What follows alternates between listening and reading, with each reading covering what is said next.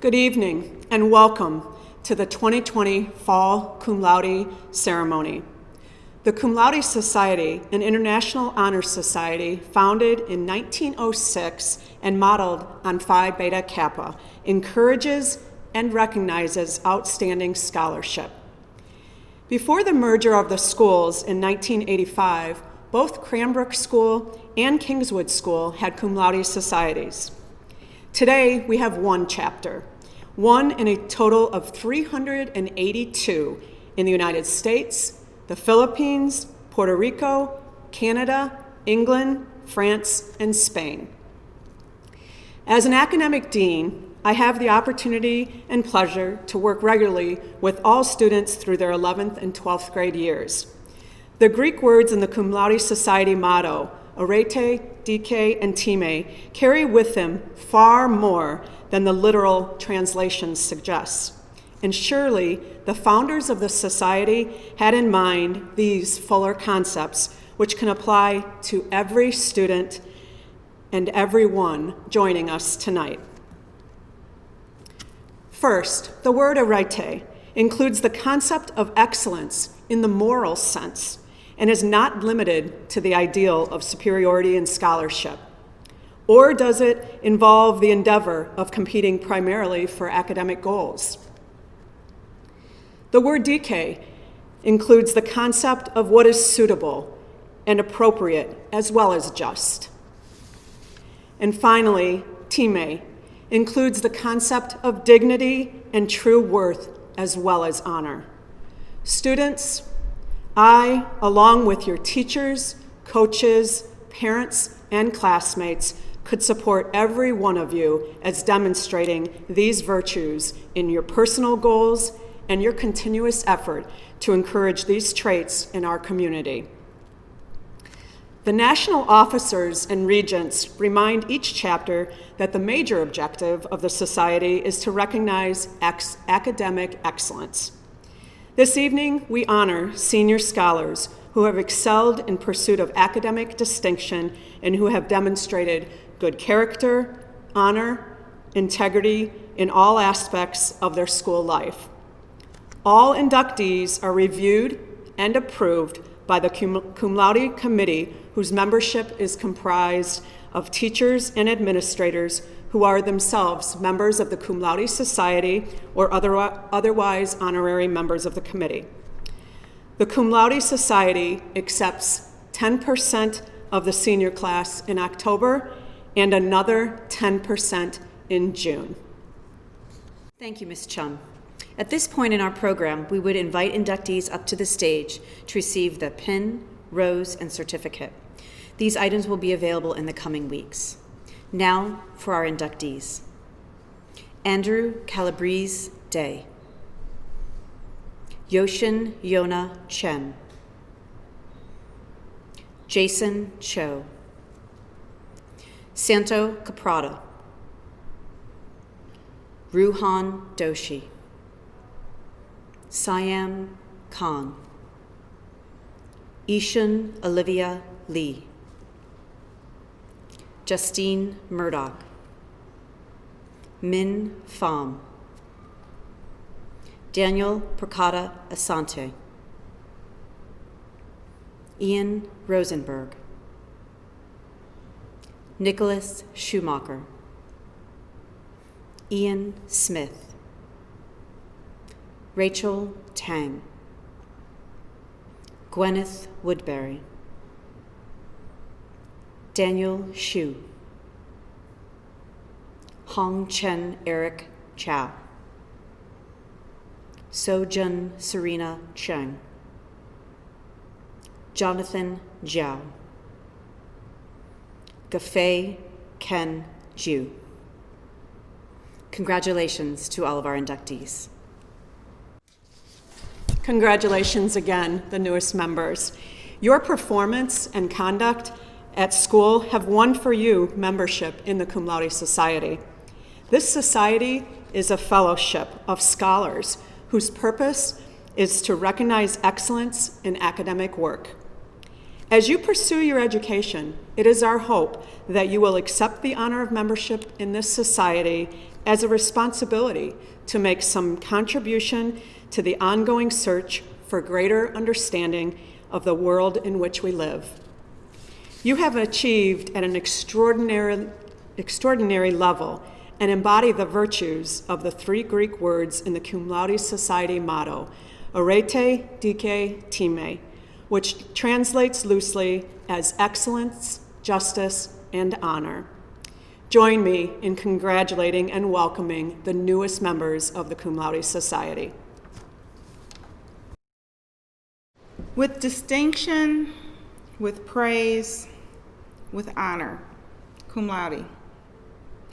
Dr. Anasa Hicks is a professor and an author and an activist.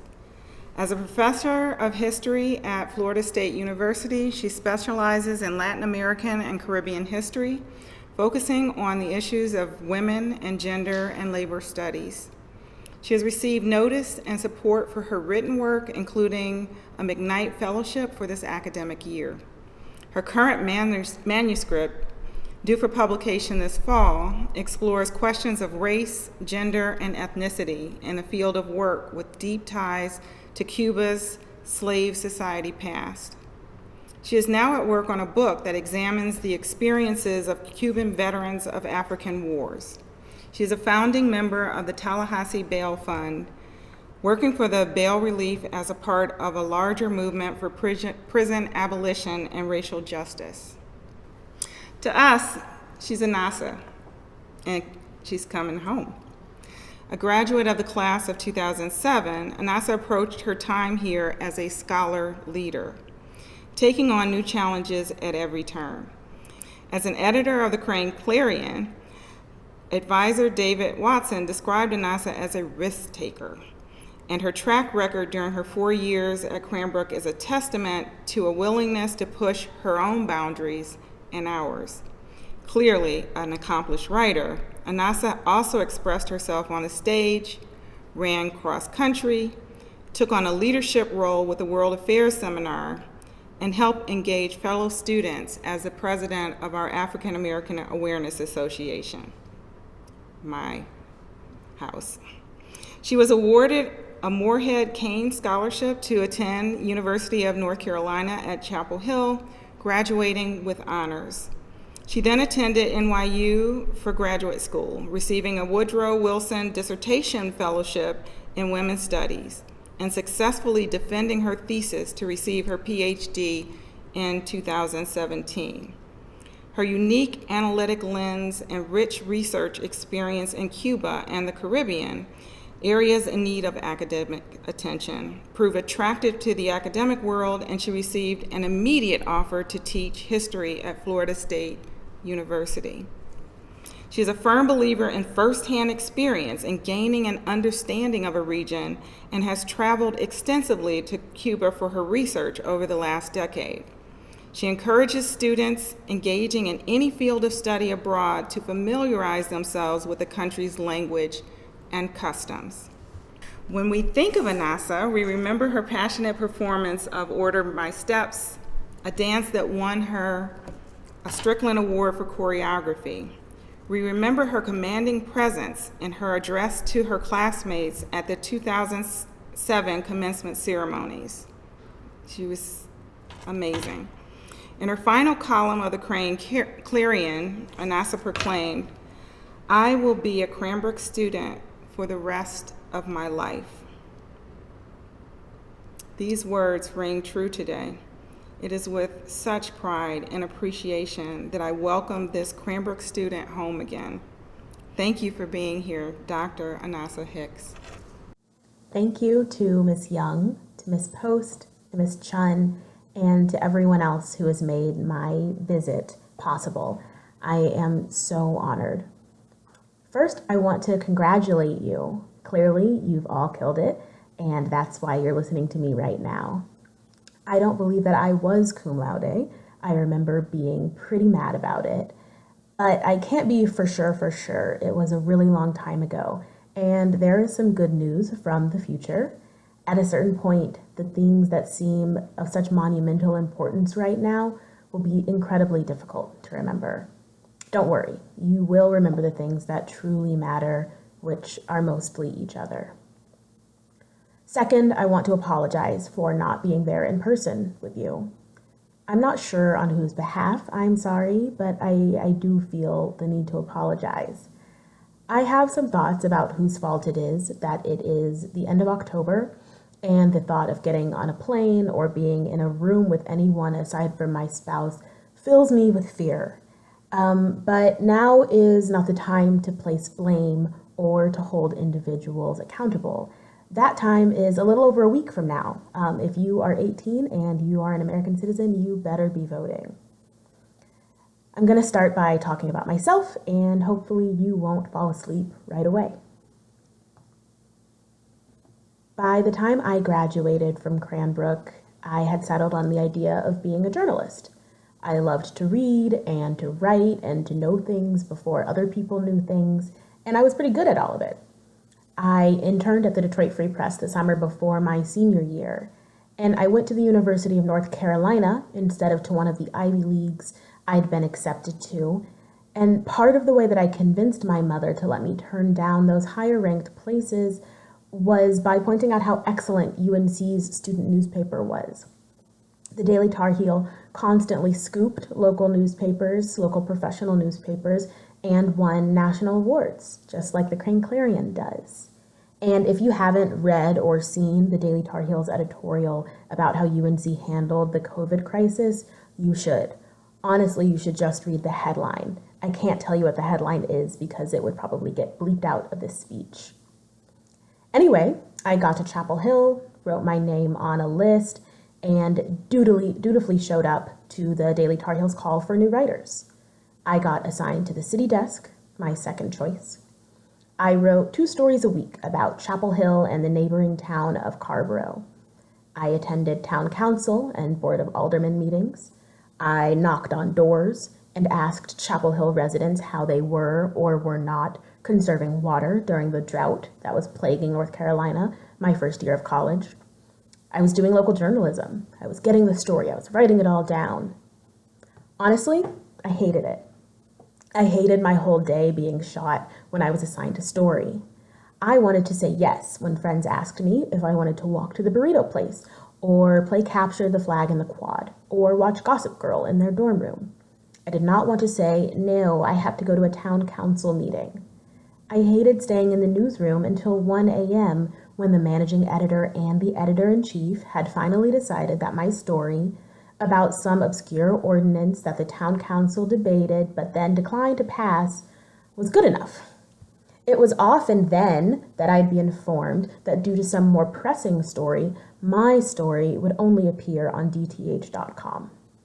Oh, I'd think. So instead of 4 people reading my story, now just 1 will. Lovely, perfect, excellent use of my time. I was souring quick on newspapers and my relationship to them. Then, in March, just a day before spring break started, I was lolling about the newsroom. About a week before, a body had been found on a street in Chapel Hill. The person had been shot.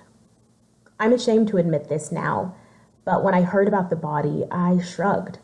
I assumed gang violence. Chapel Hill had an idyllic reputation, but bad things happen everywhere. News trickled out slowly about this body. It was a woman. She was white, blonde, young. She wore a t-shirt and jeans. She might have been a UNC student. A drug deal gone wrong, I thought. Awful, but didn't drug deals go wrong kind of often? So on that day, I was hanging out in the newsroom, waiting for someone to care about my story, when a red-haired sophomore slammed down a landline phone he'd just answered. He looked around and said dramatically, "The body they found? They're saying it's Eve Carson." I was one of the first people at UNC to know that our student body president had been murdered. Eve was not a drug dealer or consumer. She was not a member of a gang. Her death would have been a tragedy if she had been a drug-dealing gangbanger, but given who she was, at least for me, her death was both a tragedy and a gut punch. She had the same prestigious scholarship that I had. She was beautiful and kind and literally the student body president. I had never met her really, but after spring break, a friend and I had planned to meet with Eve because she'd studied abroad in Cuba and we both really wanted to. On that day, after that sophomore slammed the phone down, first everyone in the newsroom gasped collectively, like in a movie. Then everyone sprang into action. These college juniors and seniors, several of whom were friends with Eve, began to do what journalists do in crises. They made calls and made plans. Later that day, I walked past the 5 senior editors huddled around a table outside, formatting the front page of the paper that would be about Eve's death. That might have been when I knew that I was not cut out for journalism. That moment when I saw those 5 kids, they were all older than me, but I still knew that we were all kids. When I saw 5 kids respond to a violent tragedy with professionalism, grace, and competence, those were journalists. I was a girl who liked stories. I promise there's a reason that I'm telling you this deeply sad story, and it's this. When Eve died, I learned that anything can happen. I know that's a cliche. Anything can happen. Shoot for the moon. Aim high. Usually, anything can happen in the context of speeches like these has a positive, inspirational bent. Anything can happen. You can get into that reach school. You can ask your crush to prom. You can get that internship you want. And you can do all of those things. But in the year 2020, that kind of manic positivity would be dishonest, I think. When Eve died, I learned that anything can happen. Truly, anything.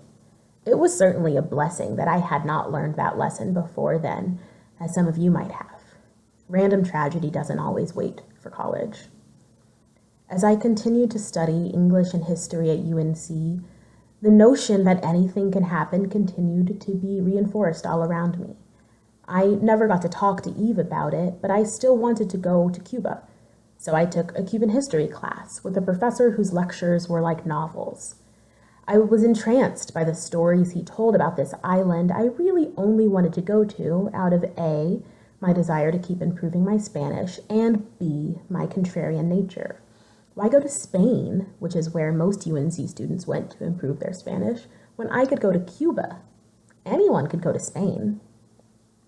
Anyway, in that class, I learned that Cuba was more than just not Spain. I had always been steeped in African American history, having a former Black Panther Party member for a mother.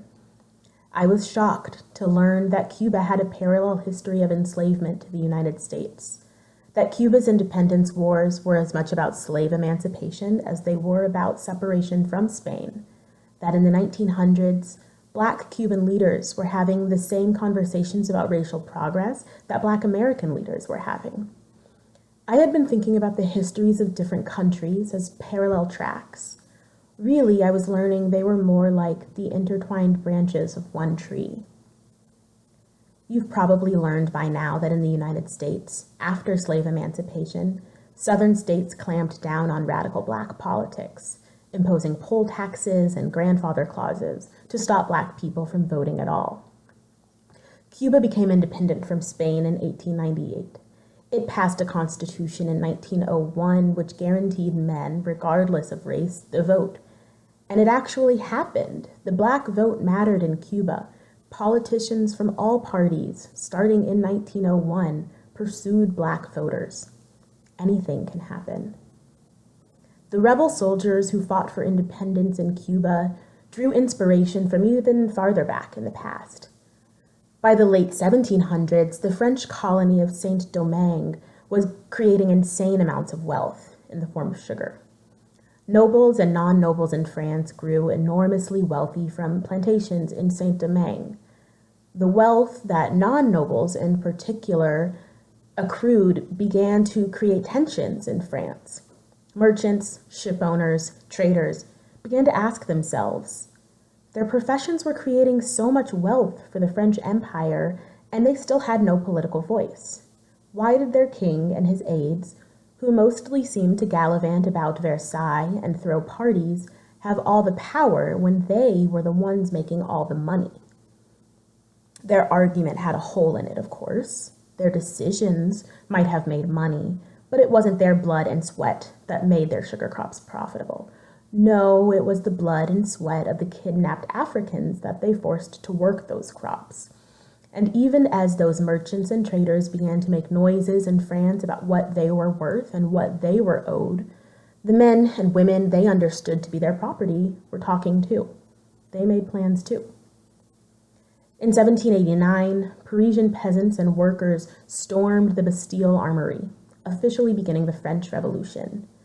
That revolution didn't stay in France. It jumped across the Atlantic to the Caribbean, as French people on both sides of the revolution attempted to use enslaved and free African people to their own ends.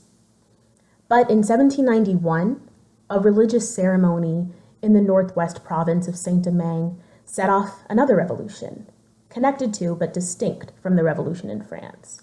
This one spread like wildfire throughout the colony, amassing followers and creating new leaders and new heroes among the enslaved. This military, composed of Africans who had freed themselves from slavery, became dominant in the 1790s, switching loyalties between the French, Spanish, and British, pitting them against each other until kicking them all out in 1804. A new constitution was written and a new name was given. This western third of an island, previously known as Saint-Domingue, would now have the name that its indigenous inhabitants had called it, Haiti, or, as we know it today, Haiti. In 15 years, through the intellectual and military initiatives of African men and women, the most brutal slave society in the Western Hemisphere had become the world's first Black republic. Anything can happen. The history of the Americas, including the America we all live in, is chock full of stories like these. I couldn't get enough. I switched my major from English to history and began to consider a career that I envisioned as just reading stories like these and then telling them to other people. In the second half of my junior year, I went to Cuba for 4 months. Despite the best efforts of the Cuban accent, my Spanish did improve. Cuba was nothing like I wanted it to be. I found the entire nation infuriating. It was so viscerally different from everything I'd ever experienced that I felt it physically. Honestly, I was thrilled to leave at the end of the 4 months, but the second I landed in Michigan, I was planning my next trip. I had decided that I had to know everything about this infuriating place, so I applied to PhD programs in history.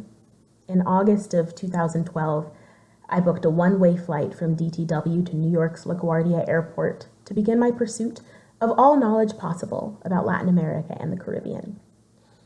Especially in the first few years of my PhD program, I often found myself shocked, entranced, flabbergasted by the drama of Latin American history. Crazy, I said to myself from my room in Brooklyn as I finished an assigned book about the 1973 military coup in Chile. What must it be like to live in a place where a coup happened? Well, that is just wild, I thought, when I learned about a failed revolution in 1780s Peru. The punishment for the indigenous Peruvians who'd joined the army of a rebel leader was that they could no longer speak their language, wear their traditional clothing, or worship their deities. What must it be like to experience the attempted eradication of your culture? I nodded somberly as I gained more context for the Argentine Dirty War of the 1970s, which I'd actually first learned about in Mr. Watson's class when we watched a film called The Official Story. What must it be like to have to grapple with raising a stolen child? What must it be like, I asked over and over again as I read these stories. Anything can happen.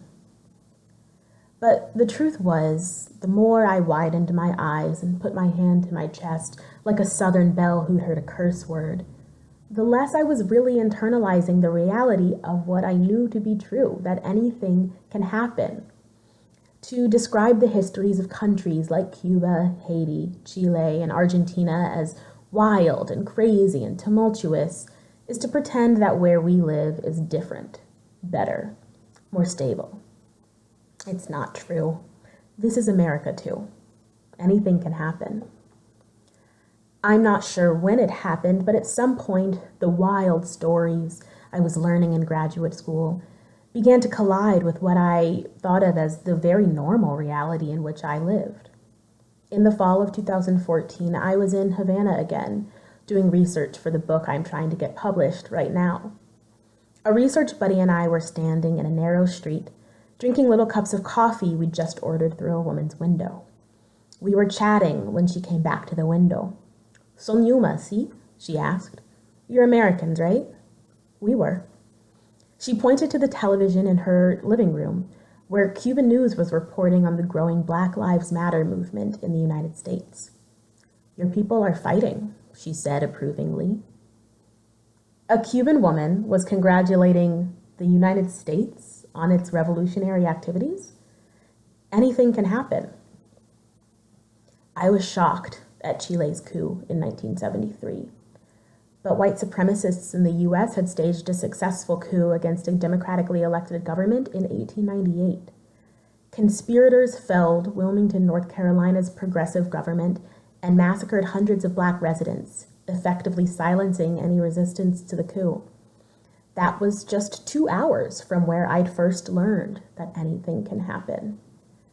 I was outraged by colonial Peru's attempts to erase indigenous history in the 1780s. But in the 1870s, Native children from Midwestern states were sent to boarding schools hundreds of miles away from their tribes to unlearn their history. They were also forbidden from speaking their languages, wearing their clothes, and worshiping their gods. I was so sad when I thought of the children taken from their parents during the Argentine Dirty War, but indigenous Guatemalan children were adopted into American families during that country's civil war in the 1990s. Their parents weren't dead. They had been stolen. The babies of men and women who seek asylum at our borders have been fostered to American families in the past 4 years. We don't have great records of whether their families ever get them back. When Eve died, I thought I understood that anything can happen, but really I continued to hold myself and this country apart from that truth. Over the past 9 or 10 years, the US's political borders have become much stronger. Crossing them costs more than it used to. But the borders in my mind have fallen because this is America. Just like Guatemala, just like Peru, this is America. I've learned a few things since I convinced my mom to let me go to Carolina. I'm not a journalist. I like stories. And most importantly, in America, in the world, truly, anything can happen. That's a promise and a warning. It's also a call to political action. You've received an unparalleled education at Cranbrook, and you have absorbed it to the point that I'm here, congratulating you on your excellent GPAs. So go to college or to the next thing and throw yourself headfirst into what you think you want to do. Then, if it turns out that you hate it, switch it up. Listen to yourself, even if yourself is telling you to turn away from the thing that you thought you wanted. Frankly, a lot of people are limited by their abilities in this world. That's not y'all. When people talk about the future leaders of this country, they're talking about you. So congratulations, again. But also, yikes, it's a lot of pressure. Because as I've been saying, did you think anything can happen in your head right there when I paused? You did? See? You're really smart. You're really, really smart. You get it. You're really smart. Make sure you do something with that. Make anything the best thing. What the history of America shows is that you can make happen any future you envision. And it's time to get to work. Thank you. Thank you to parents, faculty, alumni, and students for your time this evening. And a special thank you to Anasa Hicks for her insights. I love that the thoughts that come to people's minds on campus when they hear Anasa's name are fearless, pushes herself, and seeks new challenges. There is much to take away from her remarks this evening. Finally, a warm congratulations to our inductees. I share this closing thought. There is excellence in all of us. I know this sounds like a very 21st century comment where everyone gets a trophy, but it's true. We have excellent communicators in the audience. We have emotionally astute individuals who serve as leaders and diplomats among us, and kinetic intelligence in our athletes and performers who inspire us with their prowess. But right here, in this moment, what we celebrate today is perseverance, commitment, and dedication to the academics in this select group of seniors. Our new Cum Laude inductees have demonstrated excellence in their passion for learning and their drive for academic achievement. This involves talent, but a great deal of this is discipline as well. And as Jim Rohn, speaker and entrepreneur, says, discipline is the bridge between goals and accomplishments. We all have goals we establish at the start of the school year, in our myriad of New Year's celebrations, and everywhere in between. But these goals do not always become accomplishments. So as a community, we extend congratulations to our newest Cum Laude members for their accomplishments. And we encourage everyone to continue to pursue their goals. And from the warmth of the green lobby at Kingswood, I wish everyone a wonderful evening. Thank you.